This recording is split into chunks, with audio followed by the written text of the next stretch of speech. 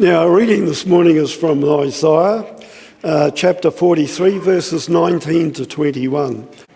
See, I am doing a new thing. Now it springs up. Do you not perceive it? I am making a way in the wilderness and streams in the wasteland.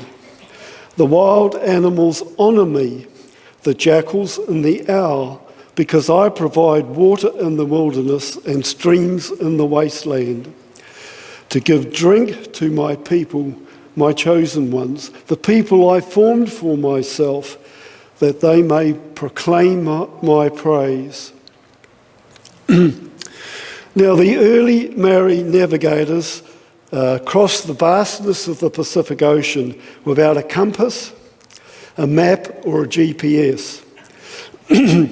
These navigators used the patterns of the cloud, the wind shifts, the currents of the sea, even the flights of the birds in the sky, and the streaks of phosphorescence in the water to guide them. They were phenomenal navigators. Some weeks ago, Janet and I went out fishing one night. The plan was to fish the change of light and the change of tide, as you do. But we left it a bit late. And when we got to the Pārua Bay boat ramp, it was dark. I mean, really dark. There was no moon. It was hazy, no scars. It was pitch black. We navigated from the ramp through the moored boats using the spotlight, but my spotlight was not strong enough to pick up the headlands. Not to bother, I got my GPS out, only to find the batteries were flat. So I could not navigate out to my favourite fishing spot on the edge of the channel. So we were travelling very, very slowly. Well, that night, can you believe it? And I hate to admit this, but I was somewhere in Pārua Bay, but I didn't have a clue where I was. Sufficient to say we got no fish, but we did manage to find our way back to the boat ramps and got home safely. So back to the early Polynesian navigators. The original 7 waka that arrived took about a month travelling together, more or less, and during that time must have experienced times when the sky was dark and the stars hard to see. Yet they all arrived at about the same time, although in different parts of New Zealand. They were indeed great navigators, and that skill of navigation is all but lost in the modern world, yet common to the indigenous peoples. The video we listened to suggested that we need to stop and listen to hear and to perceive what the people of the land are telling us about following God. The video also talked about the call to New Zealand Baptists to go out into all the world and make disciples. But it also referred to the fact that New Zealand Baptists turned away from the Maori people. This took place in 1888. In the early 1880s, effort to engage with the Maori people was not very successful. At the AGM of the Baptist Mission in 1888, it was decided to discontinue any action with Maori and instead to focus all mission work with India. So for the next 60 years, no effort was made to engage with the indigenous people of this land. Then in the early 1950s, 3 people in particular agitated for mission work to happen with the Maori people. In 1956, the Maori Committee was formed, and one of the 3 agitators became the convener, and he was the Reverend Ralph Page. Yes, he is a relative. He was my uncle. When we shifted to Dargaville 48 years ago, for the first time we got to know Ralph and Joy really well. They had no kids of their own, And so they became surrogate grandparents to our 3 little ones. A good number of you will remember Ralph and Joy, who retired to Whangarei, and of course of their involvement with the Tiki Baptist Church. The population of Northland is about 200,000, of which 50,000 are Maori. That's a quarter of the population, and that proportion applies to Whangarei as well. Now, the inherent challenge in that video is asking us as a church, what are we going to do about reaching out to the Maori people in Whangarei? That's a real challenge to me personally, as I have a strong interest in another ethnic congregation that we have meeting in our building right now. So while I do not personally feel that call, perhaps others of you do, and together perhaps we should take some action. With respect to our other congregation, some years ago we had Lynn Fan, a member of our church who had a desire to worship God in her own language. In 2006, one of the lecturers at Carey Baptist College initiated the discussion about the possibility of May, a Carey graduate at the Mandarin course, to start work with the Chinese community in Whangarei. And in 2007, Central Baptist set up the Chinese Community Group. The role of this support group was to help May in her efforts to reach her people group in Whangarei. Incidentally, recently that group has been reformed to support Terry and his Tony, in his work. May was an evangelist, and we all know the impact that she had. Now, this all started in 2005 as a vision of Lynn and Bing. But I wonder if the seed was sown somewhat earlier. Now, the next slide shows the connection that this church has had over many years with that big country in East Asia.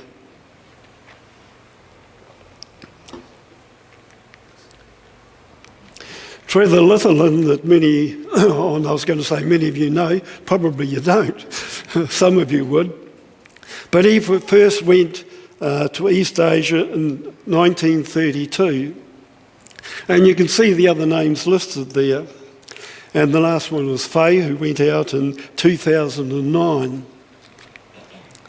According to my calculations, the people in that slide from 1932 to 2019 have spent over 40 years in that big country in East Asia. So is it any wonder that we have this other congregation in our church? Maybe this was part of God's plan all along. Well, we talked about change. Once it was from here to there, now it is anywhere to everywhere. We have new people groups coming to New Zealand that have been evangelised. And in recent years, the fastest growing churches in New Zealand have been the ethnic churches. Some of these new Christians have now started to return to their home country as mission workers. And the next slide indicates that these missionaries do not need a visa. They've already got one. They do not need to learn a new language. They understand the culture. They already have contacts with the local people. And mostly, they go over there, they get work, so they're self-funded.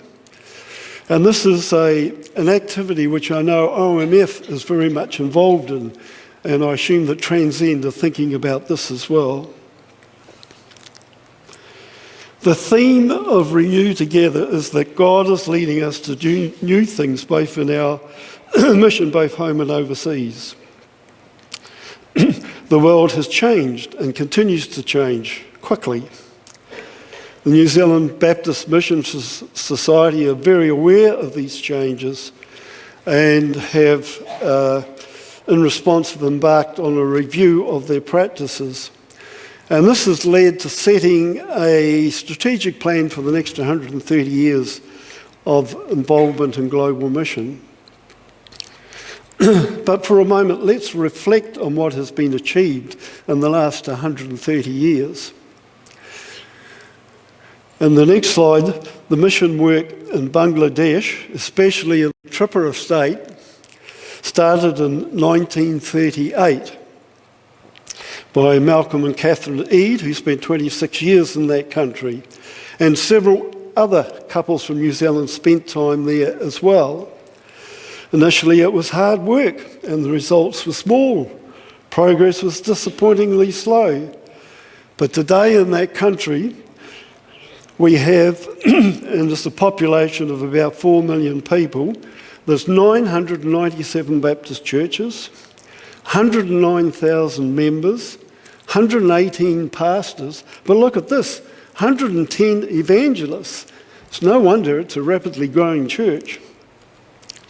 Now, 977 churches for 118 pastors is an average of 8 churches per pastor. Now, many of these churches are small, but the average size is still 100 people, so they're not all small.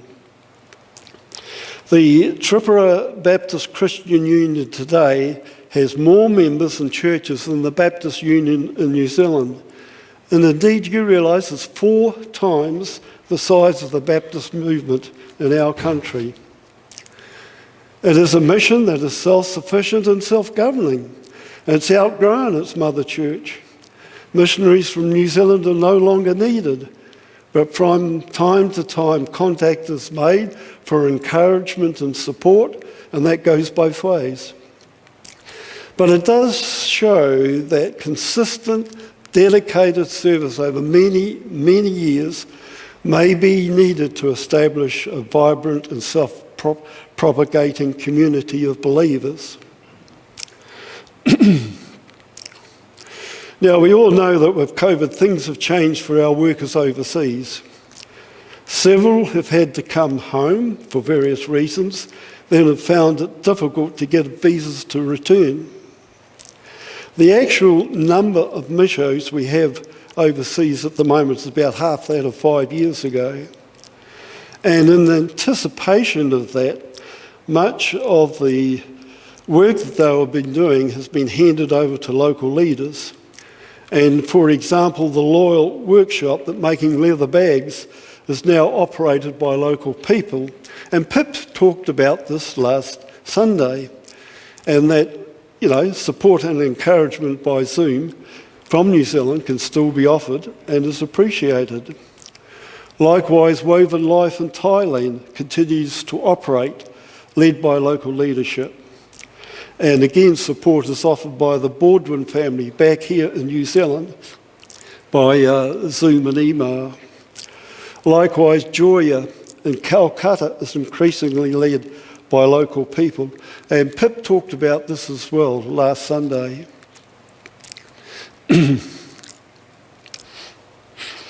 People in the early days of missionary service expected to be on the field for 20, 30, even 40 years. In recent months, the BMFers amongst us have listened to talks from Ross and Cindy Meyer and Peter and Lenora de Vries. Now, both these couples and their families have been overseas for a bit over 30 years. I wonder if they're the last of the long-term missionaries that we'll see from our country. Over the past 10 to 15 years, many of our transient workers have spent about 8 to 10 years on the field. And it does raise the question, what effective work can be done in such a short time frame? Well, last Sunday, Pip talked about her time of 8 years in Calcutta, and I think we all agree that she was able to have a real impact in that country. Likewise, the Loyal workshop was established by Paul and Sarah Beasley over a period of about 10 years.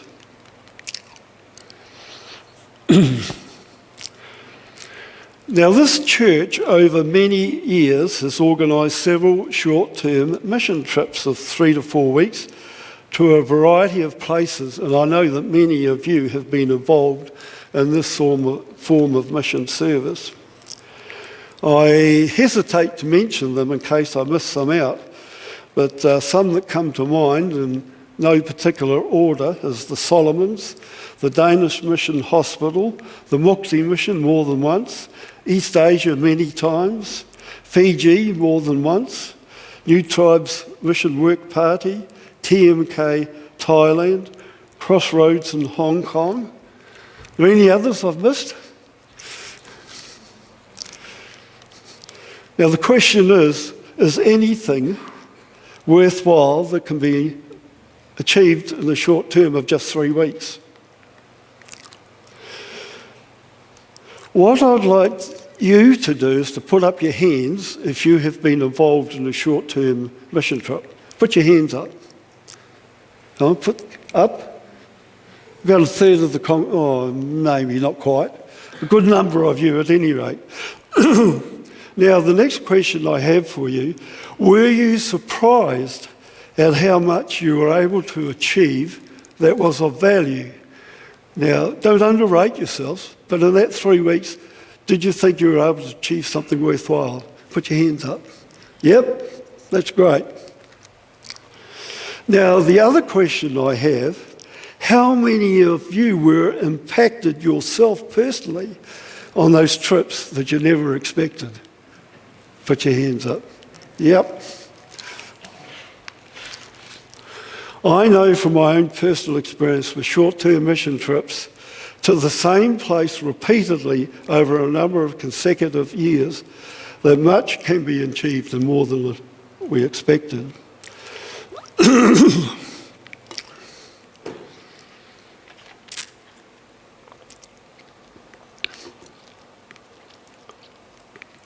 So what is this new thing that God is about to do?